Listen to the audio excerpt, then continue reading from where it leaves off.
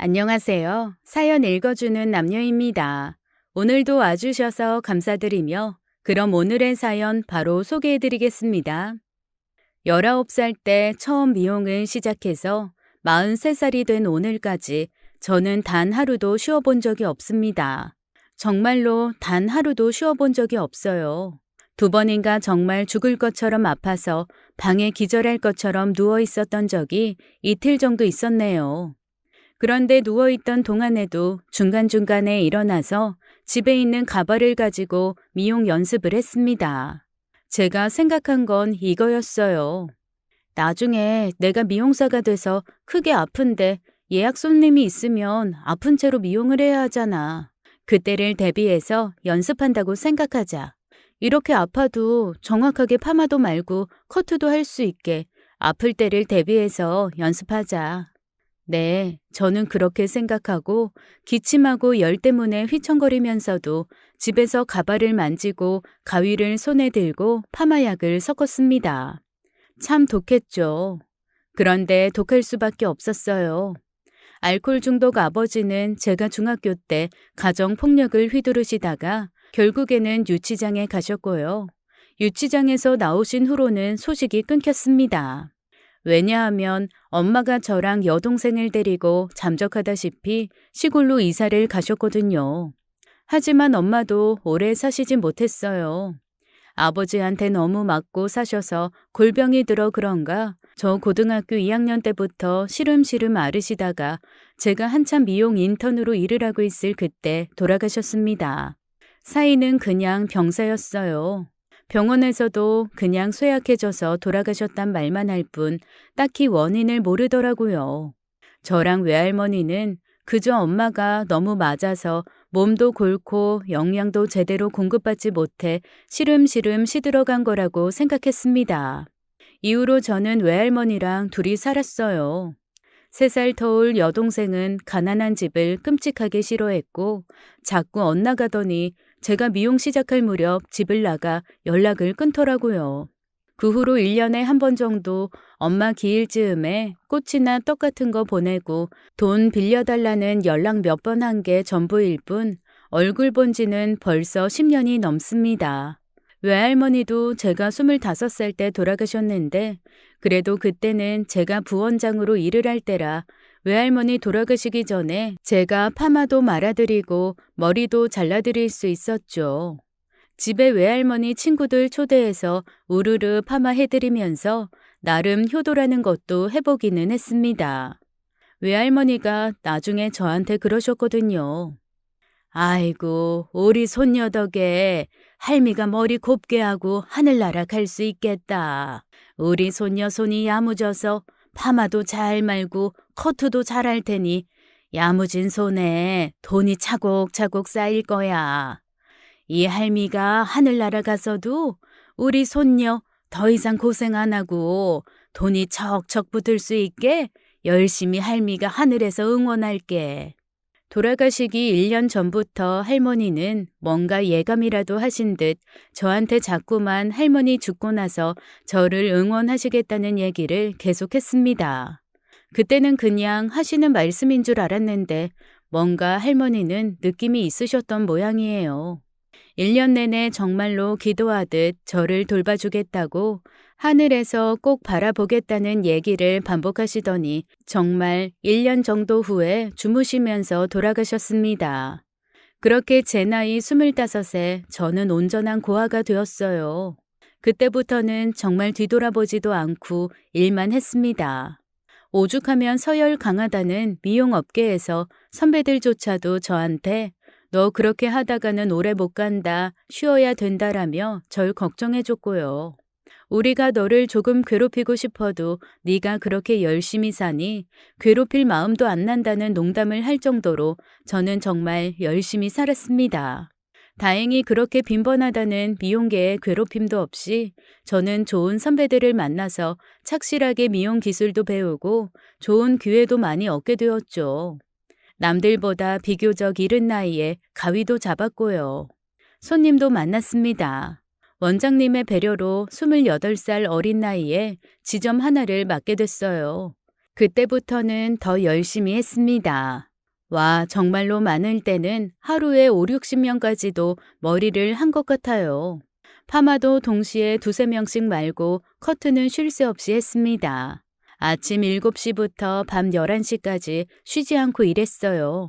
중간에는 삼각김밥 한두 개 먹고 때운 적도 있고요. 음료수 대신 미숫가루 같은 거 먹으면서 그걸로 식사를 때운 적도 있었어요.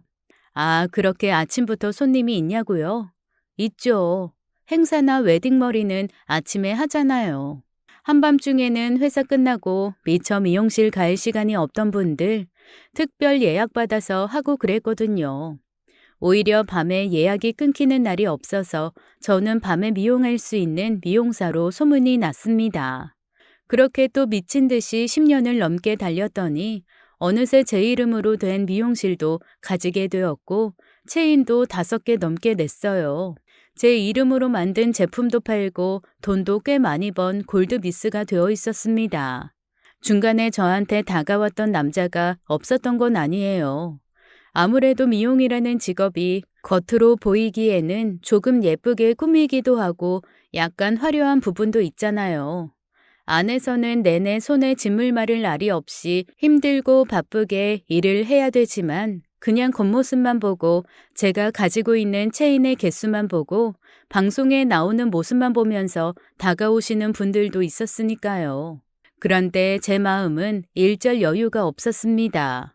누군가를 만난다는 건 생각도 하지 못했죠. 그런데 어느 날 넓은 집에 딱 들어왔는데 거기서 끼쳐오는 한기가 너무 소름 끼치게 무서운 거예요. 이러다가 나 정말로 고독사하는 거 아닐까. 그 전에 없던 공포가 밀려 들어오더라고요. 내 나이 43이 너무 늦은 거 아닐까. 내 나이에 지금 누구를 만나지. 와, 정말 나는 돈만 벌고 건물만 있었지 인간다운 삶을 살지 못했구나라는 생각이 머릿속을 휘감으며 마음을 서늘하게 만들었습니다. 그 다음부터는 뭘 해도 재미가 없더라고요.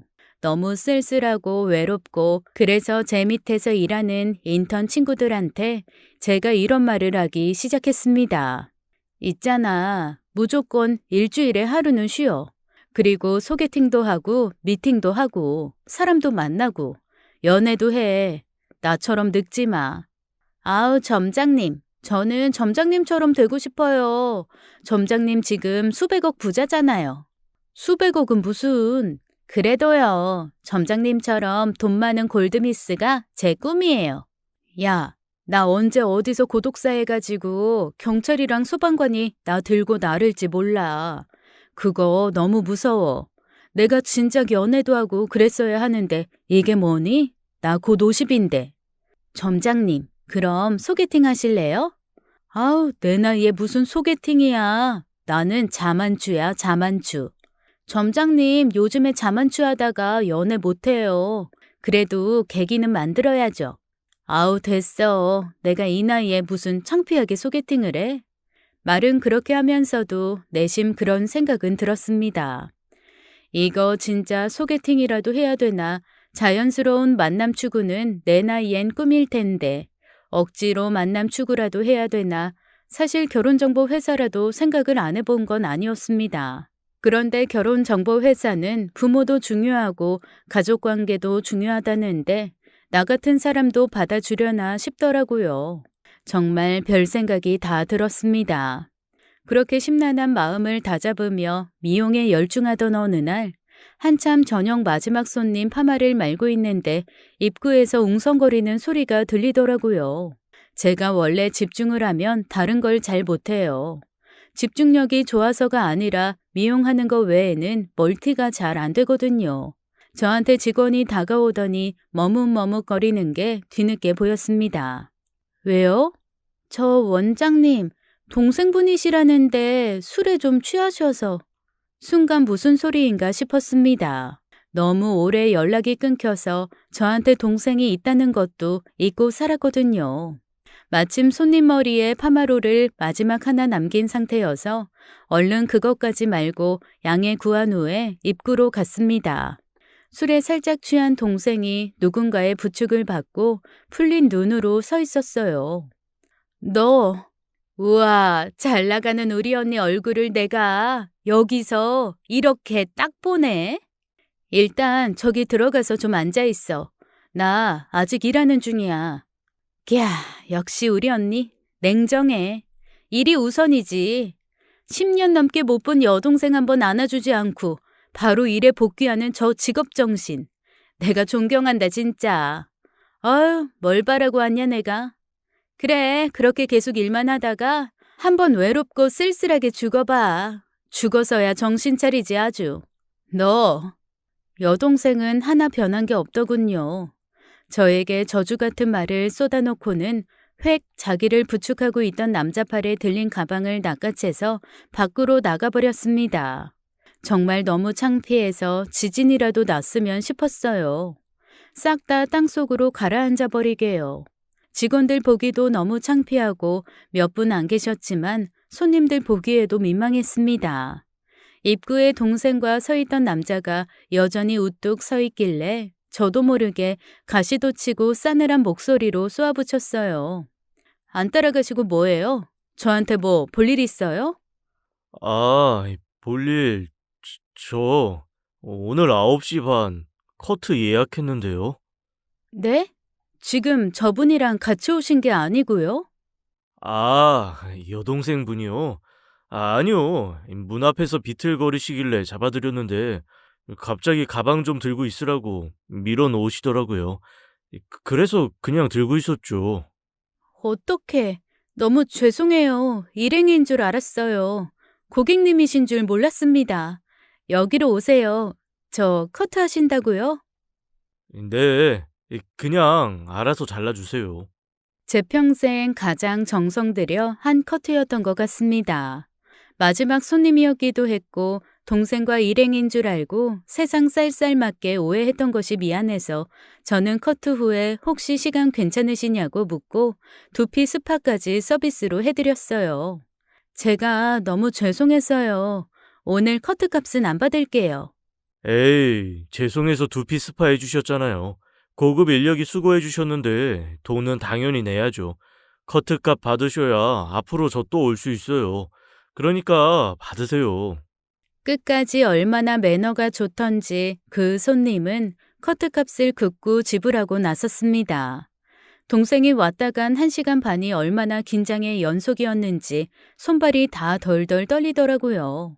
그 후로 1년 좀 넘게 동생은 제게 찾아오지 않았습니다.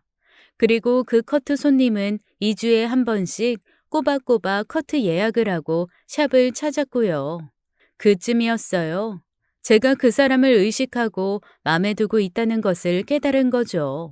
아마 제가 예전같이 마음을 열지 않았으면 조금도 눈에 들어오지 않았을 텐데 어떡하든 연애도 하고 싶고 외롭고 하니까 그 사람이 저한테 보내는 눈빛이 느껴지더라고요. 그런데 알고 보니 이미 몇 개월 전부터 제 주변 사람들은 다 알고 있었는데 저만 몰랐더라고요. 일단 제 마음이 움직였다는 걸 느끼고 나니 그의 행동 하나하나가 범상치 않았던 것이 새삼 떠올랐습니다. 올 때마다 그는 제게 뭔가 물어보고 준비하려고 했습니다. 라떼 좋아하시냐? 자기 회사 앞에 맛있는 라떼집이 있는데 자기가 머리 자르러 올 때 사갖고 오겠다는 얘기도 했었고요. 제가 삼각김밥으로 대충 먹는 거 보고 삼각김밥보다는 그래도 주먹밥이 조금 더 건강하지 않겠냐며 자기가 백화점 지하에서 파는 주먹밥 좀 사다 줄 수 있다는 얘기도 한 적이 있습니다. 제가 미숫가루를 식사 대용으로 먹는 걸 보고는 왜 파우치에 물이나 우유 넣고 흔들면 한 끼 식사되는 그런 것들 있잖아요. 그걸 한번 선물해 주신 적도 있었습니다. 그때는 손님한테 선물 받는 게 부담스러워서 극구 거절을 했었는데 억지로 샵에다가 놓고 가셨다고 하더라고요. 그래서 아무 생각 없이 직원들이랑 다 나눠 먹었거든요. 직원들이 그때 그러더라고요. 저 손님 아무래도 우리 원장님 좋아하는 것 같아요. 원래 한 달에 한 번만 해도 되는 커트 자꾸 2번씩 오고 와서 괜히 안 해도 되는 영양펌 이런 거 하고 트리트먼트도 괜히 비싼 돈 주고 받고 아무래도 이상해요. 분명 원장님 만나러 오는 거예요. 그래서 제가 그때는 쓸데없는 소리 하지 말라고 퉁박을 줬었거든요. 그런데 제 마음이 그렇게 한번 호로록 풀어지고 나니까 그 사람이 하는 행동 하나하나가 예사롭지 않게 보이기는 하더라고요. 그래서 어느 날 제가 미친 짓을 했죠. 손님이 와서 또 머리를 자르면서 혹시 좋아하는 음식 있으시냐, 다음에 올 때 자기가 사다 주겠다고 하길래 저도 모르게 그러지 말고 그냥 같이 먹자고 했죠. 그랬더니 그분이 눈이 동그래져서 깜짝 놀란 채로 진짜냐고 묻는 겁니다. 제 주변에서 같이 일 도와주던 직원들도 다들 놀라서 눈이 땡그래지고 손님은 더 놀라고 제가 얼마나 민망했는지요. 하지만 한번 뱉은 말 다시 주워 담을 수 없잖아요. 언제 시간 되실 때 같이 식사하세요.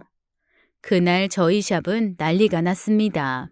원장님이 드디어 핑크빛 삶을 시작하기로 했다느니 손님이 10번 찍어 안 넘어가는 나무 없다는 속담을 드디어 우리에게 실현시켜서 보여줬다느니 우리 원장님 10번 찍어서 안 넘어가는 나무가 아니었다. 1년을 찍어야 넘어가는 나무였다느니 정말 못하는 말들이 없더라고요.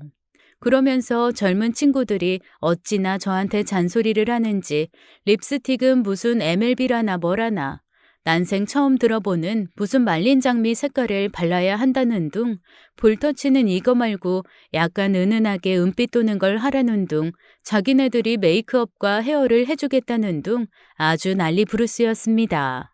얘들아, 내가 알아서 해. 나 그래도 미용실 원장이야. 내가 설마 나 못 꾸미겠니? 원장님, 원래 중이 제 머리 못 깎는 거예요. 저희가 머리 예쁘게 해드릴게요. 자연스럽게. 우리 자연스러운 드라이 되게 잘해요. 원장님한테 배웠잖아요. 그러면서 긋고 저를 매장 의자에 앉히고 자연스럽게 드라이를 한다. 눈썹을 예쁘게 그린다.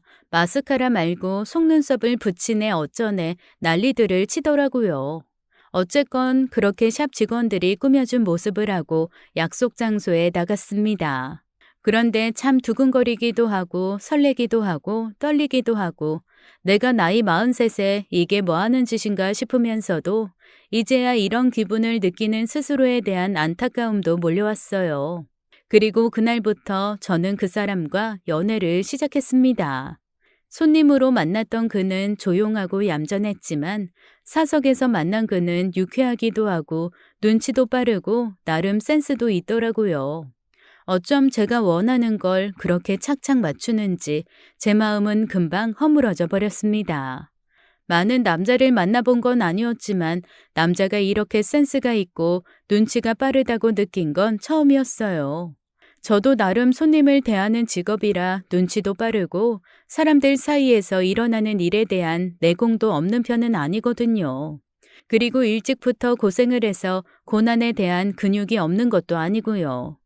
그런데 그런 제가 봐도 이 사람은 너무나 괜찮은 사람이었습니다. 적어도 제 눈에는요. 저한테 그러더라고요. 제가 7살이나 어린 거 알아요? 네, 많이 연하죠. 그런데 어차피 나이 들면 7살 차이 그렇게 큰 거 아니잖아요. 똑같이 70 됐다고 했을 때 77살이랑 70살이랑 나이 차이 나는 거 별로 못 느낄 거거든요. 사실 이 얘기를 듣고 저는 소름이 돋았습니다. 할머니가 돌아가시기 전에 제가 할머니에게 했던 말이랑 너무 똑같았거든요. 당시에 노인정에서 나이 어린 할아버지가 할머니 좋다고 쫓아다니신 적이 있어요. 그때 할머니가 어린 놈의 시키가 건방지게 누나 넘 본다고 장난스럽게 그러시길래 제가 할머니한테 젊었을 때나 나이차 예민하지 나이 들면 70이나 77이나 거기서 거기라고 그냥 할아버지 마음 받아주라고 했었는데 그 말을 그대로 하는 거예요. 그럴까요? 정말 나이 괜찮아요? 나는 정말 나이는 숫자에 불과하다고 생각해요. 만약에 불편하면 그냥 저한테 오빠라고 해요. 제가 정신 연령을 8살쯤 높여볼게요. 아니 어쩜 말 한마디를 해도 이렇게 귀여운가요? 사실 저는 미용만 알았지 다른 사회생활에는 무지하거든요. 그런 저보다 훨씬 어른스러웠습니다. 저 사실 솔직히 말하면 인터넷 뱅킹도 잘 못해서 여전히 직원들 월급도 은행 가서 직접 이체합니다. 저를 몇십 년째 보고 있는 단골 은행이라서 당연하게 해주기는 하지만 사람들이 들으면 다들 안 믿죠. 아니, 인터넷 뱅킹에 폰뱅킹이 팽배한 시대에 누가 월급날 아침부터 은행 가서 하나하나 계좌번호 알려주고 돈 보내달라고 하겠어요. 그 정도로 제가 세상 물정을 몰라요. 비행기표 한번 제 돈으로 사본 적이 있나, 지하철을 한번 제대로 제가 타본 적이 있나, 정말로 무식하게 살았거든요. 집도 미용실 본점 위쪽에 있는 단칸 원룸에서 살고 있어서 살림도 없고요. 유일하게 부동산 계약하는 것만 알아요. 하도 가게 계약 때문에 고생을 많이 했어서 부동산 계약하는 거는 누구보다 똘똘하게 하지만 그 외에는 정말 무지하거든요. 그러니 그 남자가 얼마나 제가 봤을 때 이것저것 다 훌륭해 보였겠어요. 제가 볼 땐 척척 박사 이상이었습니다.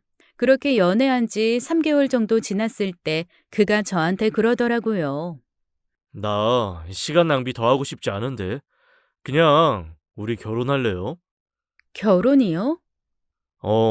우리 결혼해요.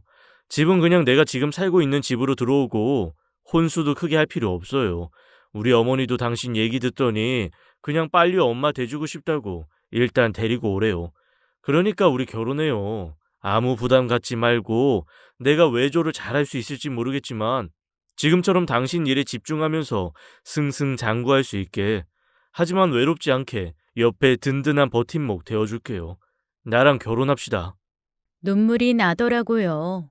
그의 얘기를 듣는데 드디어 외롭고 쓸쓸한 내 인생에 한 줄기 빛이 들어오나 보다라고 생각을 했죠.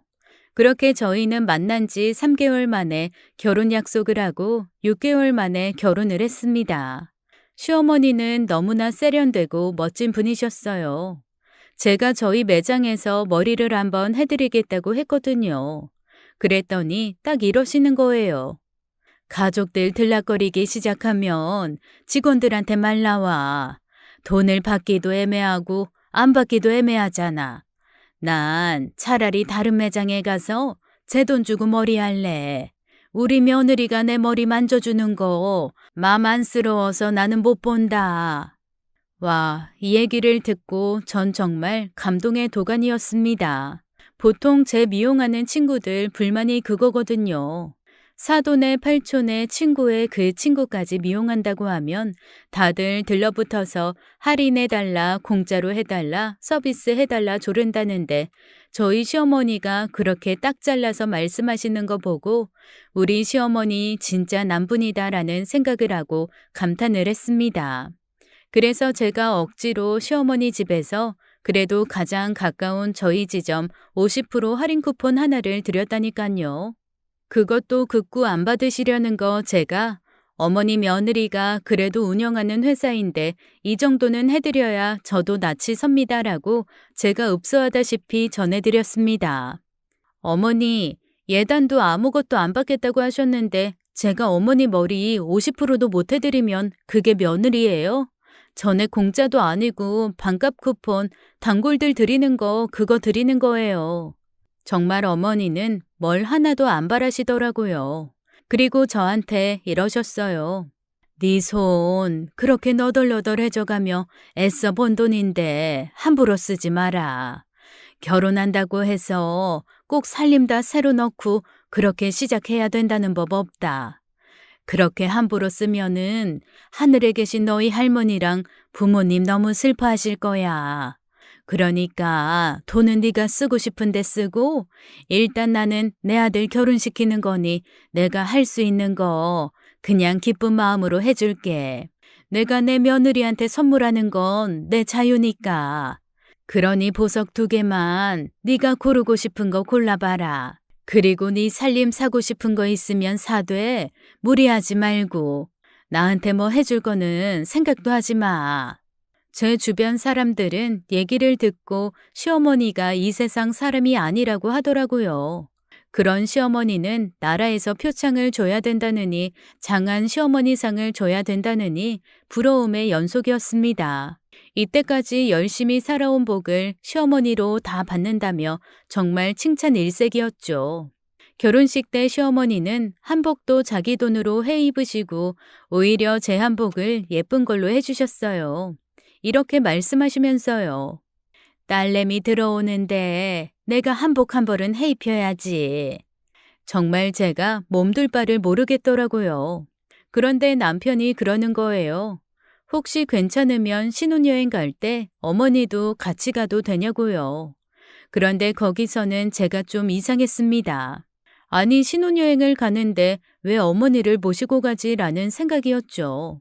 그런데 남편이 뒤에 이렇게 얘기하더라고요.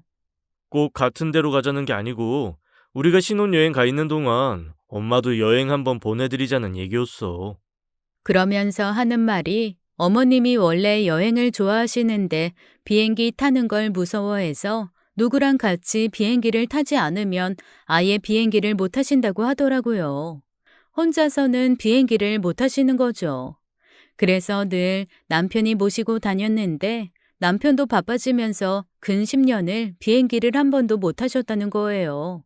그니까 이번에 우리 신혼여행 가는 김에 그냥 비행기 옆자리에만 어머님을 태워서 호텔도 그냥 다른 호텔 잡아드리고 오는 날 비행기만 맞추자고 하더라고요. 그런데 좀 그렇잖아요. 같은 나라를 가고 같은 지역을 가는데 호텔도 다르게 하고 비행기만 왔다 갔다 한다는 게 가족끼리 그거 너무 이상하잖아요. 그래서 제가 그랬습니다. 아니, 어차피 방 따로 쓸 거면 어머님도 그냥 같은 호텔 잡아드리고 관광도 한두 개는 같이 하지 뭐. 저녁에만 따로 있으면 되지. 어머님 모시고 가자. 그건 아닌 것 같아. 그때 남편이 저한테 그러더라고요. 이런 며느리가 세상에 어딨냐. 우리 엄마 진짜 복 받았다. 제가 그랬습니다. 아니야. 어머님이 나한테 해주신 게 훨씬 커. 이 정도도 못 해드리면 내가 며느리도 아니지. 저는 정말로 그렇게 생각했습니다. 그래서 얼결에 신혼여행을 시어머니랑 셋이서 가게 되었죠. 그랬더니 남편이 그러더라고요. 넌 바쁘니까 내가 그냥 처음부터 준비 다 할게. 아무것도 신경 쓰지 마. 어차피 패키지로 몇 개 관광하는 거 하고 거기에 한두 개만 엄마 참여하고 나머지는 우리끼리 다닐 거야. 엄마랑 우리랑 다른 패키지로 놀 거니까 뭐 한두 개 정도 겹치는 건 상관없지. 상관없어. 호핑 투어 같은 거는 같이 가도 될 것 같고. 섬 투어는 우리끼리 가고 엄마는 뭐 그 시간에 마사지 잡아드리고 그런 식으로 조금 바꾸면 되니까. 뭐 어쨌든 그러면 내가 알아서 할 테니까 아무 신경 쓰지 마. 바쁘잖아. 내가 준비할게. 그 말이 너무 고마웠습니다. 안 그래도 결혼을 앞두고 정말 바빴거든요. 결혼하고 신혼여행 가는 동안 예약 손님을 못 받으니 그 전에 할 수 있는 한 최대한 단골 손님들 예약을 소화해야 했고 마침 지점도 하나 더 내야 하는 터라 지점에 갈 직원들 교육도 해야 했습니다. 정말 눈코 뜰 새 없이 바빴는데 결혼 준비며 신혼여행 준비며 다 남편이 알아서 해준다고 하니 저는 너무너무 고마울 따름이었어요. 게다가 시어머니도 얼마나 저를 신경을 써주시는지 일 다 끝나고 녹초가 돼서 집에 가면 시어머니가 놓고 가신 반찬이랑 갖은 영양제 약 이런 것들이 냉장고에 차곡차곡 쌓여 있을 때가 많았습니다. 그리고 시어머니가 다정하게 쓰신 쪽지도 함께 말이죠. 어떤 거는 냉장고에 있다, 뭐는 냉동실에 넣어놨다, 이 즙은 언제 꼭 챙겨 먹어라, 주먹밥 만들어서 얼려놓은 거는 하나씩 갖고 가서 매장 전자레인지에 데워 먹어라 등등 엄마가 실제로 딸을 챙겨주는 것처럼 그렇게 알뜰살뜰 챙겨주셨습니다. 그래서 저는 늦은 결혼에 늦은 신혼여행이긴 했지만 어머님 모시고 가는 것이 그다지 신경이 쓰이진 않았어요.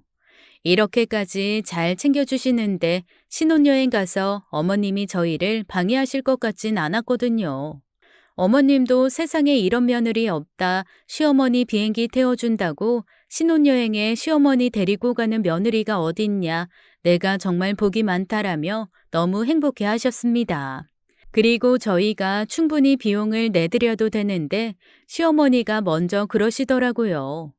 비행기 같이 타주는 것도 고마운데 너희 비행기 값도 내가 내말하고 말이죠. 그래서 저희 신혼여행은 시어머니가 비행기 값까지 다 내주셨습니다. 그렇게 결혼하고 신혼여행 출발하는 날 시어머니는 저희한테 최대한 방해가 안 되려고 멀찍이 떨어져 계시더라고요. 저는 그게 더 죄송하고 마음이 쓰여가지고 어머님을 자꾸 챙겨드리게 됐고 남편은 저한테 굳이 그러지 않아도 된다고 엄마는 혼자서 잘하신다고 자꾸만 저를 말렸습니다. 그래서 저는 비행기에서 그냥 시어머니 옆에 앉아서 손을 꼭 잡아드리는 것만 했죠. 시어머니가 정말로 비행기를 무서워 하시더라고요. 그래도 비행기 내리면서 시어머니가 저한테 그러셨습니다. 아우, 내가 다시 비행기를 탈 수 있을 줄 몰랐어. 그래도 우리 며느리가 이렇게 손잡아주고 하니까 하나도 무섭지 않더라. 고마워. 지금부터는 너희끼리 좋은 시간 보내. 아니에요, 어머님. 어차피 저희랑 호핑 투어는 같이 가세요. 이 사람이 호핑 투어는 저희 셋이 오붓하게 가는 걸로 예약했대요. 사실 호핑 투어는 여럿이 가야 좀 더 싸잖아요. 그래서 제가 그럼 단체로 가는 거냐고 물었더니 남편이 그래도 신혼여행인데 단체로 가는 건 좀 그렇고 셋만 오붓하게 가는 호핑 투어로 예약을 했다는 겁니다. 저는 호핑 투어 정도는 어머님과 함께 가도 별로 무리가 없을 것 같아서 좋다고 했었고요. 신혼여행 첫날 밤이 지나고 다음날 저희는 어머님과 함께 호핑 투어를 떠났습니다. 남편이 예약한 호핑 투어는 개인이 하는 것 같았어요. 인상이 무서운 선장님이 개인 배를 가지고 나오셨더라고요. 근데 보험 같은 거 들어야 하지 않아? 개인이면 그런 거 없지 않나? 아, 이 선장님, 이 지역에서 제일 오래 호핑 투어 가이드 하시던 분인데 작년에 은퇴하신 거래. 포인트도 잘 알고 누구보다 베테랑이라 내가 우리 회사 직원한테 추천받았어. 아이, 그런 거 걱정 안 해도 돼. 내가 알아서 다 들었어. 사실 제가 수영을 잘 못하거든요. 워낙 바쁘게 살기도 했고 그런 거 배울 시간도 없어서 구명조끼만 의지해야 합니다. 그래서 처음에는 호핑 투어도 하고 싶지 않다고 했는데 남편이 바다 좋은 나라 가서 호핑을 안 하면 의미가 없다고 구명조끼만 있으면 절대적으로 안전하다고 하도 그래서 하자고 했습니다. 배는 꽤 멀리까지 나가더라고요. 바다라는 게 공포스러운 것이 동서남북을 모른다는 거겠죠. 저는 그렇습니다. 아주 어렸을 때 부모님이 그래도 잠시 사이가 좋았던 시절 동해바다를 한번 놀러 간 적이 있어요. 고무 튜브를 빌려서 바다에 둥둥 떠서 놀고 있는데 어느 순간 사람들이 안 보이고 부표 옆에서 제가 파도에 밀려가고 있더라고요. 어린 마음에 주변을 둘러봤는데 온통 파랗기만 하고 내가 떠나온 해변이 어딘지 엄마 아빠 동생은 왜 안 보이는지 순간 지독한 공포를 느꼈던 경험이 있습니다. 알고 보니 해안가에서 몇 미터 떨어지지 않은 암초지대였는데 어린 제 시선이 아무것도 보이지 않으니 혼자 공포에 난리를 쳤던 거죠. 그날 이후로 사실 바다가 무섭거든요. 호핑 투어를 가서도 흔들리는 배가 무섭고 주변에 아무것도 없는 풍경이 무서워서 배 가운데 혼자 앉아 있었습니다. 선장이 자꾸 바다를 손으로 가리키며 들어가라고 했지만 영 엄두가 나지 않았습니다. 그런데 어머님이랑 남편은 바닷속을 들락날락하면서 아주 잘 즐기더라고요. 남편이 그걸 보고 저한테 그랬습니다. 여기까지 와서 계속 그렇게 배에만 있으면 너무 아쉬우니까 잠깐이라도 들어와. 자, 내가 잡아줄게. 예, 어차피 조끼 때문에 둥둥 뜨고 얼굴만 살짝 넣어도 신세계가 펼쳐진다. 그 말에 간신히 용기를 내서 바다로 내려갔습니다. 솔직히 너무 무섭더라고요. 특히 바다에 넘실거리는 느낌이 별로 기분이 좋지 않았어요. 하지만 남편이 계속 바다를 즐겨보라며 저를 잘 끌어주었고 천천히 바닷속으로 고개를 집어 넣었습니다. 세상에 텔레비전에서만 보던 신세계가 정말 거기에 펼쳐져 있더라고요. 어찌나 파랗고 투명한지 안에서 논이는 물고기에 해초들, 깊은 곳에 가라앉은 오래된 배까지 모든 것이 신기하고 신비로웠습니다. 햇빛이 등을 따스하게 데워주니 물도 차가운 걸 모르겠더라고요. 오히려 배에 있을 때보다 훨씬 더 몸도 따뜻하고 어딘지 모르게 아늑했습니다. 입에 문 호스 때문에 숨 쉬는 것도 불편하지 않으니 어느새 저는 바닷속의 신비한 광경에 정신이 팔려 혼자 여기저기 돌아다니며 정신없이 구경을 했어요. 난생 처음 보는 광경에 넋을 잃은 거죠. 그렇게 한참을 보다가 바다 밖으로 나왔는데 어라, 아무도 없는 거예요. 어쩐지 뭔가 부릉부릉 하는 소리가 들려서 저는 배가 살짝 움직이는 줄만 알았거든요. 그런데 아무리 찾아도 주변에 배가 없었습니다. 너무 당황했어요. 그 망망대해에 저 혼자 둥둥 떠 있는데 갑자기 공포가 밀려오더라고요. 어렸을 때 느꼈던 공포가 고스란히 다시 몰려왔습니다. 주변을 아무리 둘러봐도 배도 없고 남편도 시어머니도 안 보였어요. 순간 오만 생각이 다 들었습니다. 아까 부릉부릉하는 소리가 혹시 배가 잘못된 거였나? 그렇다면 왜 나를 안 불렀지? 내가 바닷속에 있어서 저 소리를 못 들었나? 대체 이게 무슨 일이야? 너무나 당황한 저는 바다에 뜬 채로 팔다리를 허우적거리기 시작했습니다. 아무리 구명조끼를 입었다 치지만 바다에 익숙하지 않은 제가 허우적거리니까 자꾸 입 안으로 물이 들어오더라고요. 입에 물이 들어오니 공포심은 더 커지고 공포가 커질수록 팔다리는 더 빠르게 허우적대기 시작했죠. 숨을 헐떡이게 되니 물은 점점 더 입으로 많이 들어오고 악순환이 시작되었습니다. 꽤 먼 바다로 나온 탓에 주변에는 아무것도 없었고 정말 눈물밖에 나오지 않더라고요. 대체 이게 무슨 상황인지 판단도 안 되고 배멀미할까봐 뭔가 먹지도 않아서 허기가 찾아오면서 동시에 그렇게 예뻤던 바닷속 물고기들은 어느샌가 저를 공격할지도 모른다는 공포의 대상이 됐습니다. 해가 지기 시작하면서 공포는 극에 달했어요. 그늘이 지자마자 물에 들어간 몸은 점점 차가워졌습니다.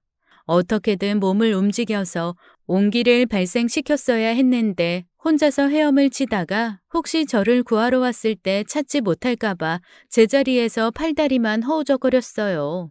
어디론가 가지도 못하고 계속 그 자리에 최대한 머물러 있으려고 엄청 애를 썼지만 파도에 쓸려서 제가 어디론가 흘러갔던 모양이더라고요. 아니면 물의 높이나 깊이가 달라지면서 안 보이던 게 나타났을 수도 있죠. 아주 작은 정말 간신히 엉덩이 붙이고 발 붙일 정도의 우리나라 갯바위 같은 암초 있잖아요. 그런 게 조금 튀어나온 곳이 보였습니다. 간신히 그 위에 올라가서 물 위에서 벗어났어요.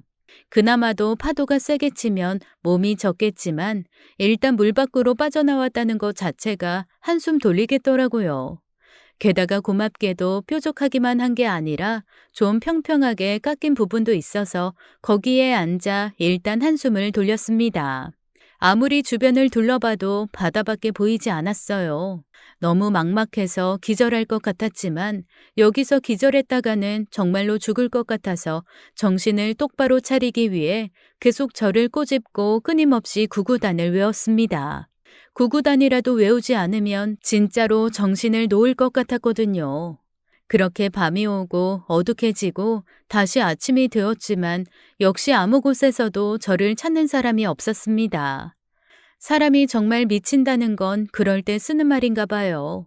정신을 잠깐이라도 놓으면 스스로 구명조끼를 벗고 바닷속으로 뛰어들 것만 같아서 어떻게 하든 살아야 된다는 생각만 굳게 먹었습니다. 그렇게 또 하루가 지나갔어요. 이틀이 지나가고 물 한 모금 못 마신 채 바다 가운데 있는 작은 돌에 몸을 의지하고 있으려니 정말 오만 생각이 다 들더라고요. 다시 공포스러운 두 번째 밤이 다가오려던 그때였어요. 멀리서 뭔가 출렁거리는 게 보이는 거예요. 정말 젖먹던 힘까지 다해서 소리를 질렀습니다. 마구마구 소리를 지르고 구명조끼를 벗어서 흔들었더니 작은 배 하나가 제게 다가오는 게 보였어요. 처음에는 신기루 같은 거를 보는 줄 알았습니다. 그런데 가까이 다가온 그 사람 얼굴을 보니까 신기루가 아니더라고요. 세상에 그 사람은 마치 귀신을 본 듯한 눈으로 저를 보면서 못 알아들을 말로 막 시끄럽게 저에게 무엇라고 말을 했습니다. 한마디도 알아들을 수 없었지만 분명히 대체 여기 왜 이러고 있는 거냐, 너는 누구냐 이런 느낌이더라고요. 보니까 아주 작은 배에 고기 몇 마리가 있는 걸로 봐서 근처에서 고기를 잡고 돌아가던 어부인 것 같았습니다. 저는 눈물밖에 나오지 않았어요. 만약 해적이나 인신매매범이었더라도 그 배를 탔겠지만 순박한 어부가 나타났다는 자체에 이틀간의 모든 긴장이 다 풀리는 느낌이었습니다. 이제 살았다는 안도감과 함께 이 사람에게 의지해야 하는 제 신세가 너무 서러웠어요.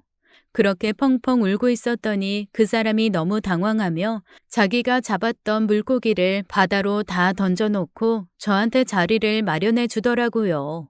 제가 한국말로 육지까지만 가면 어떻게든 보상해 드릴게요 했지만 그 말이 통할 리가 있나요? 그 사람이 얼른 일단 배에 타라는 신호를 했습니다. 기억나는 거라고는 호텔 이름밖에 없어서 호텔 이름을 얘기했더니 그가 고개를 끄덕이더라고요. 그러면서 뭔가 손으로 길게 뻗었다가 도리질을 했다가 하늘을 가리켰다가 하는데 무슨 말인지 하나도 알아들을 수가 없었습니다. 하지만 그가 배를 댄 작은 섬에 도착하고 나서야 그 말이 무슨 말인지 어렴풋이 이해할 수 있었어요. 제가 묵고 있던 호텔이 있는 섬은 여기서 그 배로 갈 수 없을 만큼 멀리 있었던 겁니다. 하긴 보통 호핑 투어는 2, 30분 내외 바다로 간다고 알고 있었는데 저는 2시간 반을 배를 탔거든요. 속으로 이 시간이면 부산에서 후쿠오카도 갔을 시간인데 이렇게까지 멀리 나오나 하고 생각을 했었으니까요. 남편한테 원래 이렇게 멀리 나오냐고 했을 때 그는 선장님만 알고 있는 프라이빗한 곳으로 데리고 가는 거라고 이거 특혜라고 했었고 저는 그 말을 믿었습니다. 저를 구해준 어부는 자기 집으로 저를 데리고 갔어요. 그리고 생선 비린내가 가득한 스프를 한 그릇 떠주더라고요. 평소 같으면 절대 먹지 못했을 비린내 가득한 스프가 어찌나 맛있던지요. 제가 허겁지겁 한 그릇을 다 비우자 그가 그렇게 썩은 이를 보이며 씩 웃는데 제 눈에는 그 얼굴이 영화배우, 모델, 탤런트 다 합친 것보다 잘생겨 보였습니다. 말이 통하지 않아 손짓발짓을 섞어 소통했지만 그는 생각보다 눈치가 빨랐고 저 역시 눈치가 없는 건 아니어서 꽤 많은 정보를 주고받았어요. 제가 묵은 호텔에 있는 그 섬은 여기서 배로 40분 정도를 가야 하고 내일 아침 10시에 그 섬으로 가는 큰 배가 떠나는데 그걸 타고 갈 수 있게 해주겠다는 거였습니다. 그러면서 한쪽 구석을 가리키며 저기서 자라고 하더라고요. 자기는 밖에서 자면 된다고 말이죠. 제가 뭐라 할 새도 없이 그는 저한테 이불인지 거적인지 모를 천조각을 하나 주고 쿨하게 밖으로 나가 나무에 매달린 해먹 위로 올라가 누웠습니다. 잠이 올 것 같지 않았지만 자라고 하니 일단 그 구석에 누웠어요. 그런데 웬걸 머리를 대자마자 긴장이 풀렸는지 골아 떨어졌나 봐요. 그 선장이 저를 흔들어 깨울 때까지 한 번도 깨지 않고 아주 깊이 잤거든요. 그는 아침에 망고 하나를 까서 절 먹게 하더니 큰 천을 하나 주면서 두르라고 하더라고요. 하긴 정신 차리고 보니 신혼여행 때 입겠다고 큰맘 먹고 산 비키니 차림이었습니다. 그가 준 천으로 이집트 석상처럼 몸을 가리고 그 위에 구명조끼를 입어 천을 고정했어요. 그리고 선장을 따라 선착장으로 갔습니다. 선착장에 도착해서 큰 배의 선장에게 그 사람이 뭐라고 말을 하니 큰 배의 선장도 깜짝 놀란 얼굴로 저한테 고개를 설레설레 하더라고요. 배를 타기 전 저는 이 섬의 이름을 물어보고 저를 구해준 선장의 이름도 물었습니다. 그가 웃으며 안 가르쳐 주길래 손에 있던 다이아 결혼 반지를 빼서 쥐어줬어요. 깜짝 놀라며 고개를 마구 젓는 그 사람에게 Thank you, this is real 다이아 라고 또박또박 말하고 억지로 반지를 쥐어줬어요. 그렇게 저는 거의 이틀 반 만에 호텔로 돌아왔습니다. 호텔에 돌아왔더니 호텔 프론트 직원이 너무나 깜짝 놀라면서 저한테 그러는 거예요. 제가 영어가 짧아서 다 알아듣지는 못했지만 제 남편이 와서 체크아웃을 했고 아내는 먼저 떠났으니 아내의 짐은 자기가 가져가겠다라고 일제히 짐을 챙겨서 호텔을 나갔다는 겁니다. 그래서 자기는 너희가 싸운 줄 알았다. 대체 어떻게 된 거냐고 하더라고요. 저는 우선 한국어가 되는 매니저를 불러달라고 했습니다. 그리고 경찰도 불러달라고 했죠. 워낙 한국인이 많이 오는 호텔이다 보니 한국인 매니저가 있더라고요. 놀라서 달려나온 매니저에게 저는 자초지종을 말했습니다. 아무래도 저를 일부러 버리고 간 것 같아요. 저는 그 선장을 반드시 찾아야 하고 한국으로 돌아갈 방법도 찾아야 됩니다. 손님, 정말 많이 놀라셨죠? 일단 경찰 불러드릴게요. 그리고 옆에서 통역도 끝까지 도와드리겠습니다. 대사관 연락도 제가 대신할게요. 혹시 그날 CCTV를 볼 수 있나요? 저는 매니저의 도움으로 CCTV를 볼 수 있었습니다. 남편과 시어머니는 허둥지둥 호텔로 들어와 30분쯤 뒤에 짐을 모두 챙겨 나가더군요. 그리고 호텔 로비에서 기다리고 있던 선장에게 두툼한 봉투를 건네주었습니다. 곧 경찰이 왔고 저는 마지막 남은 미련에 혹시 실종 신고가 된 것이 있냐고 물었어요. 경찰이 고개를 젓더라고요. 제가 바보죠. 그쯤 됐으면 남편이 이상하다는 걸 눈치챘어야 하는데 그때까지만 해도 일단 호텔에서 벗어나 경찰이나 대사관에게 도움을 청해 나를 찾으려고 하는 게 아닐까 하는 생각을 했습니다. 그런데 이후에 만난 대사관 직원에게 물어봐도 그런 실종 신고가 들어온 건 없다고 했어요. 그제야 제 의심은 확신이 되어 머리부터 발끝까지 관통했습니다. 그 두 사람이 꾸민 일이었어요. 저는 호텔에서 찍힌 CCTV를 확보하고 임시 여권을 발급받았습니다.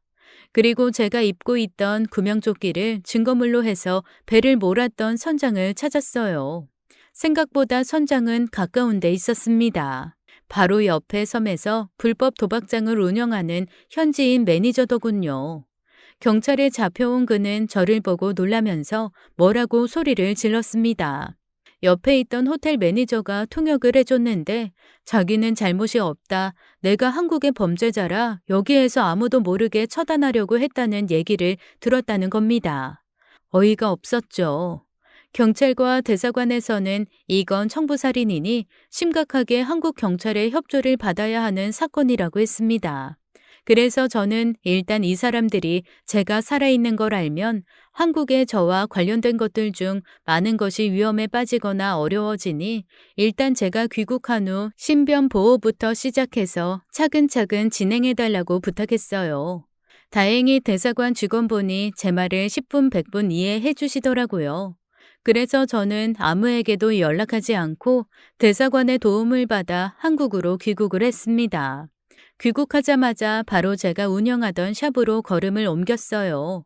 샵에 도착했더니 직원들이 퉁퉁 부은 눈으로 저를 보면서 기절하게 놀라는 거예요. 그래서 제가 왜 그러냐고 물었죠.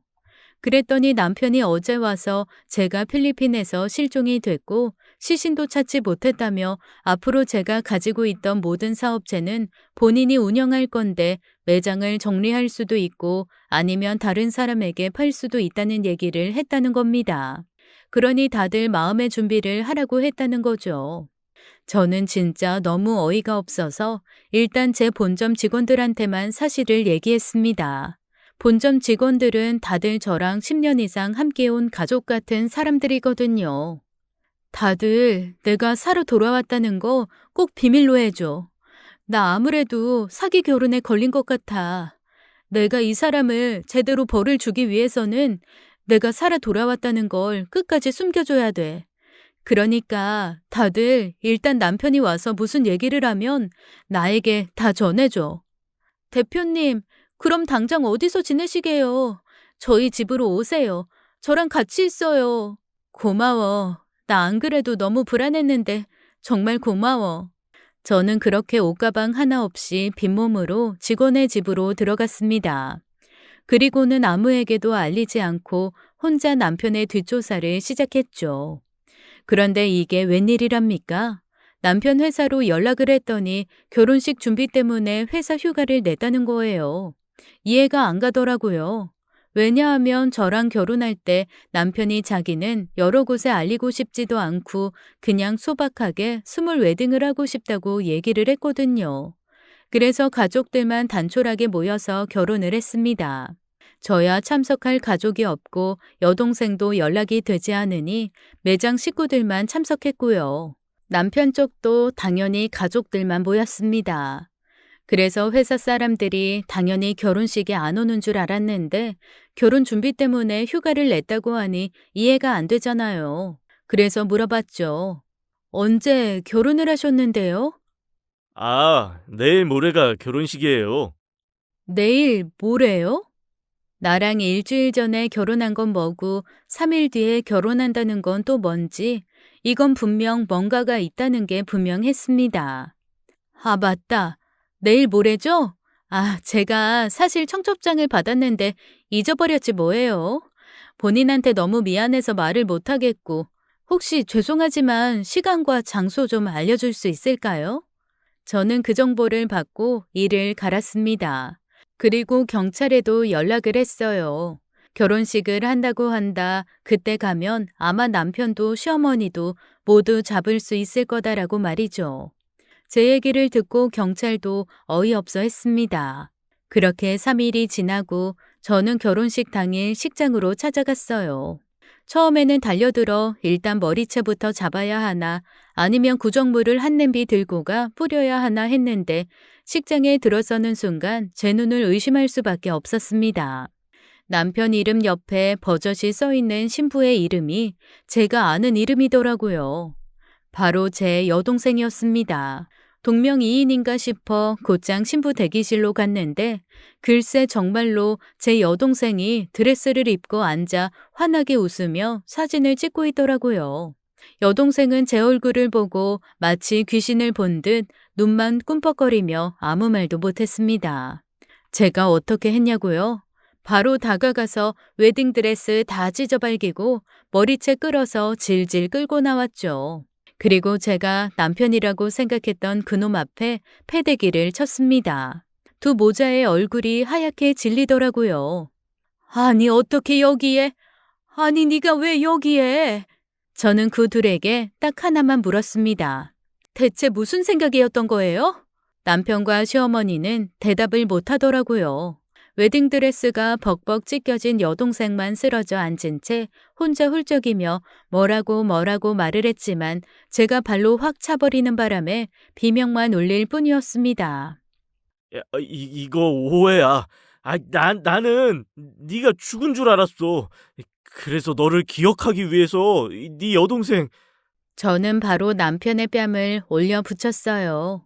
그리고 옆에 있던 장식물을 손에 들고 후드려 패기 시작했습니다. 뒤늦게 나타난 경찰들이 절 잡고 말리지 않았으면 아마 그 자리에서 두 사람 아니 세 사람 다 기절할 때까지 맞았을 거예요. 나중에 경찰 조사로 알게 된 사실은 이랬습니다. 제 여동생과 남편은 여동생이 집 나갔던 시절에 가출팸에서 만난 사이였습니다. 둘이 연인으로 오랜 시간 지내다가 남편이 여동생에게 이별을 고했다고 하네요.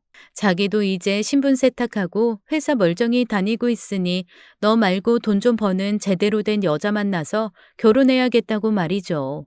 그래서 제 여동생이 그 남자놈을 잡고 싶어서 저를 미끼로 썼던 겁니다.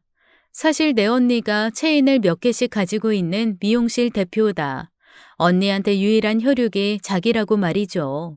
처음엔 그 말을 믿지 않다가 저랑 처음 만난 날 둘이 짜고 연기를 하면서 제가 진짜 언니인지 아닌지를 확인했던 겁니다. 그리고 저한테 계속 머리를 자르러 오면서 정말로 여동생이 있다는 것, 제가 재산이 많다는 것, 체인도 다 직영이 아니라 제가 소유하고 있고 월급 원장으로 운영하는 알짜배기라는 것을 알게 된 거죠.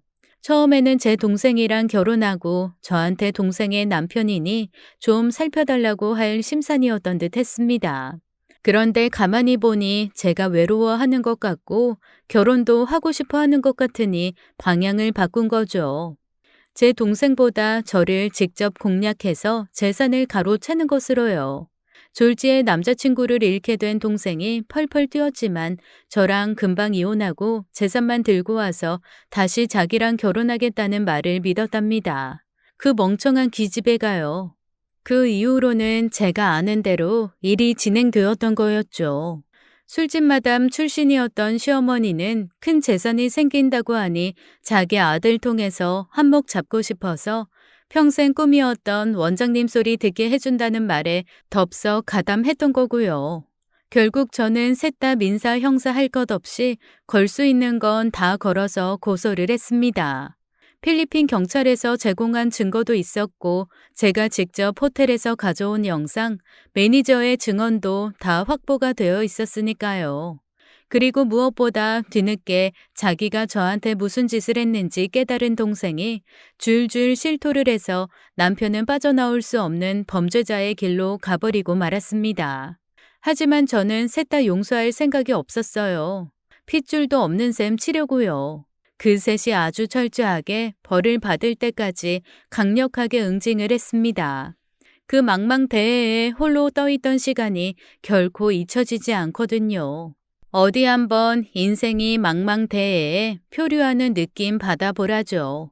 결국 전 남편은 살인미수가 인정되어 징역 15년형을 받았어요.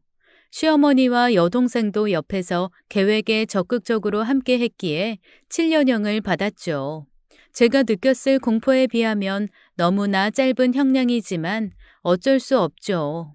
죄명은 살인미수라고 합니다. 제가 스스로 살아남기 위해 발버둥 친 이유로 죄명이 살인미수로 바뀌어 형량이 짧아진 건데요.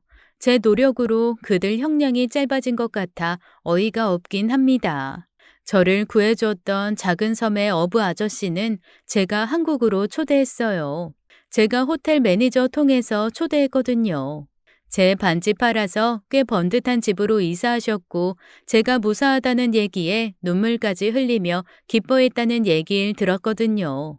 그런 사람이 가족이죠. 한국에서 아주 풀코스로 제대로 관광시켜드리고 좋은 선물도 해드렸습니다. 저는 앞으로 정말 똑똑하게 진짜 제 편이 누구인지 살피고 살 겁니다. 다시는 그런 연놈에게 당하지 않을 거예요. 지금까지 사연 읽어주는 남녀였습니다. 끝까지 함께 해주신 여러분 감사드리며 저희는 다음 사연으로 돌아올게요. 감사합니다.